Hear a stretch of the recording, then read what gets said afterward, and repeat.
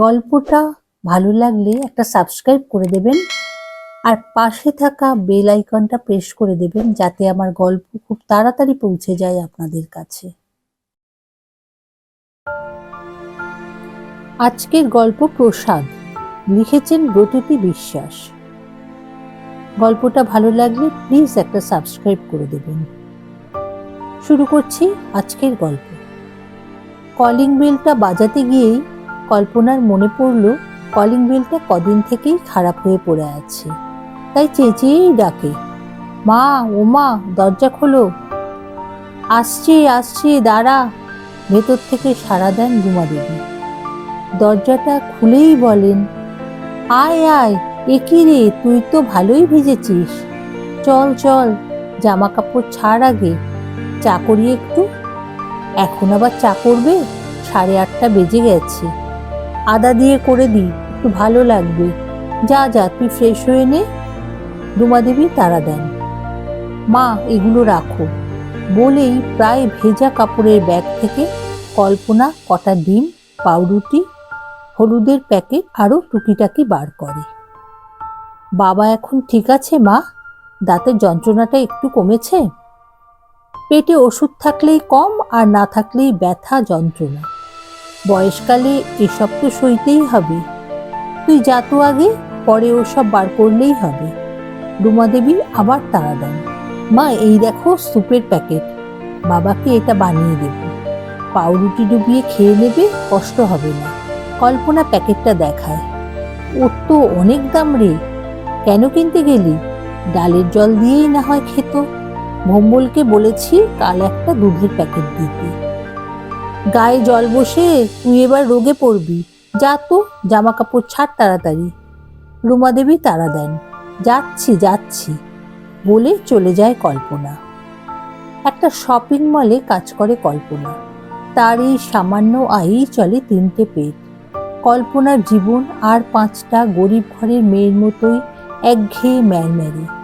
কল্পনা কিন্তু নিজেকে ভাগ্যবতী মনে করে, কারণ তার একটা মাথা গোঁজার ঠাঁই আছে। আরও একটা কারণে সে নিজেকে ভাগ্যবতী মনে করে, কারণটা এই যে সে শপিং মলে কাজ করে। প্রচণ্ড গরমে যখন অনেকেই হাঁসফাঁস করে কষ্ট পায়, সে তখন এসিতে থাকতে পায় 10-12 ঘন্টা। শপিং মলের সকলের সঙ্গেই তার সুসম্পর্ক। তার সহকর্মীদের সঙ্গে সে ভাগ করে নিতে পারে সুখ দুঃখ। এও তো অনেক পাওয়া। এই কল্পনা, তোর টিফিন খাওয়া হয়ে গেছে রে? না রে মিলি, মনিকাদি খেয়ে ফিরলে আমি যাব। কেন রে? আমি বটুকদার দোকান থেকে তরকারি কিনতে যাব, শুধু রুটি এনেছি তাই।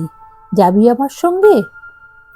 আরে আমার কাছে যা তরকারি আছে দুজনের হয়ে যাবে, মা গুঁড়ো দিয়েছে। কল্পনা বলে, আলু সয়াবিনের তরকারিটা খুব ভালো হয়েছে রে কল্পনা, আঙুল চাটতে চাটতে বলে মিলি।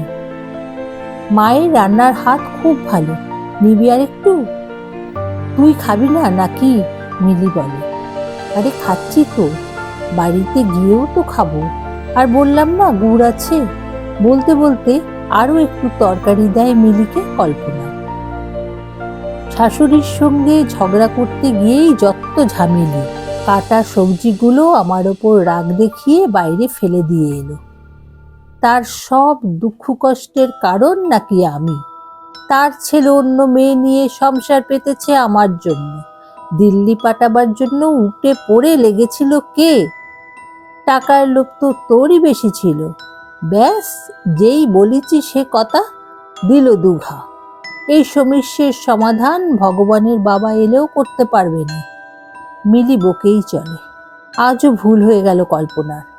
কলিং বেল বাজিয়েই বুঝলো কলিং বেলটা খারাপ হয়েই পড়ে আছে। বাবার জ্বর, তাই ইলেকট্রিশিয়ানকে খবর দিতে পারা যায়নি।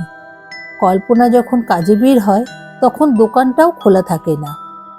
আসার সময়ও ভুলে যাচ্ছে রোজ। না, রুমালে গিট দিয়ে রাখবে আজ, যাতে আর ভুলে না যায়।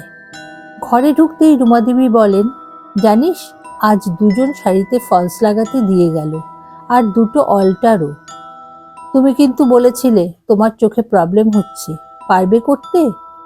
আমাকেও তো শেখাতে চাও না, কল্পনা বলে। রুমা বলেন তাড়াতাড়ি, চোখ এখন ঠিক আছে রে, আর তোর শেখার সময় কোথায়? তোর কাজ নিয়ে আমাদের নিয়ে ঝামেলা কি কম তোর? ঝামেলা? আমি তোমাদের ঝামেলা মনে করি ঠিক কবে বলেছি বলো তো? না না, ওভাবে বলিনি, মানে তোর বয়সী একটা মেয়ের কি এই জীবনটা প্রাপ্য? গলায় কুণ্ঠা রুমা দেবী। পাওনা গন্ডার হিসেব ঠিক করার আমরা কে? সে তো ওই ওপরওয়ালাই ঠিক করেন, তাই ওটা নিয়ে ভেবো না। দাও দাও, চা দাও, হেসে বলে কল্পনা। অটো থেকে নেমে সোজা চলে যায় কল্পনা আদ্দামা ইলেকট্রনিক্সের দোকানে। জানায় তার বাড়িতে কাউকে পাঠাতে তাদের কলিং বেলটা ঠিক করার জন্য। দোকানের মালিক হাঁক দেয়, এই অষ্ট, নতুন মিষ্টি ছেলেটা কোথায় রে? এই দিদির বাড়িতে পাঠিয়ে দে তো। মনে মনে হাসে কল্পনা, তাদের ওই 2 কামরার বাড়ির ইজ্জত অনুযায়ী মিষ্টি ঠিক হলো বলে।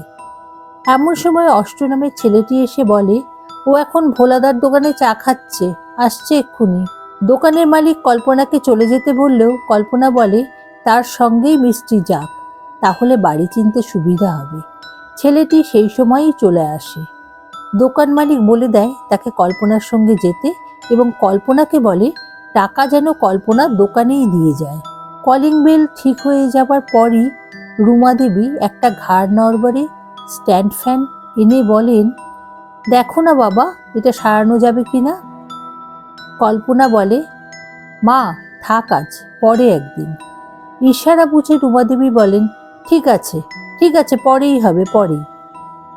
দিন গড়ালো, মাস গড়ালো। ইলেকট্রিশিয়ান সোমনাথ টুকটাক কাজ করতে কল্পনাদের বাড়ি আসা যাওয়া শুরু করলো। তবে এখন আর দোকানে বলতে হয় না, ফোনেই সোমনাথ হাজির হয়ে যায়। রুমা দেবী তো সোমনাথ এলেই মুড়ি, চিড়ে ভাজা, ঘুগনি, ডিম ভাজা, চা সহযোগে আপ্যায়ন করেন। কল্পনা একদিন বলেই ফেলল, মা ওই ছেলেটাকে দেখলেই তোমার এত আদর করতে ইচ্ছে করে কেন? এটা কি বাড়াবাড়ি নয়? রুমা দেবী বলেন, ও মা, ওরকম করে বলছিস কেন? ওর কেউ নেই রে, দুঃসম্পর্কের কাকার কাছে মানুষ হয়েছে। জানিস, ও 12 ক্লাসও পাশ করেছে। স্কুলের এক দয়ালু দিদিমণির সাহায্যে হাতের কাজ শিখে একটা ব্যাটারি কোম্পানিতে কাজ করত। ওর কাকিমা প্রায় সব টাকাই নিয়ে নিত, তাই একদিন এখানে চলে আসে কাজের খোঁজে। বাবা, তুমি তো ওর ইতিহাস জেনে নিয়েছো, চোখ বড় করে বলে কল্পনা। খুশি হয়ে রুমা বলেন, দেখ না, ওকে বলেছি রান্নাঘরের ওয়্যারিংটা ঠিক করে দিতে, যা অবস্থা। এখন হবে না, টাকা নেই, বাবাকে ভালো ডাক্তার দেখাতে হবে, ওটা জরুরি। কল্পনা যেন একটু অসহিষ্ণু। হঠাৎ ধুমঝড়ে বিছানা নিল কল্পনা, আর সিরিয়ালের গল্পের মতোই পরিত্রাতা হলো সোমনাথ। ওষুধপত্র আনা, অন্যান্য হেল্পের মধ্যে দিয়েই যেন কিছুটা কল্পনার কাছাকাছি এলো সে।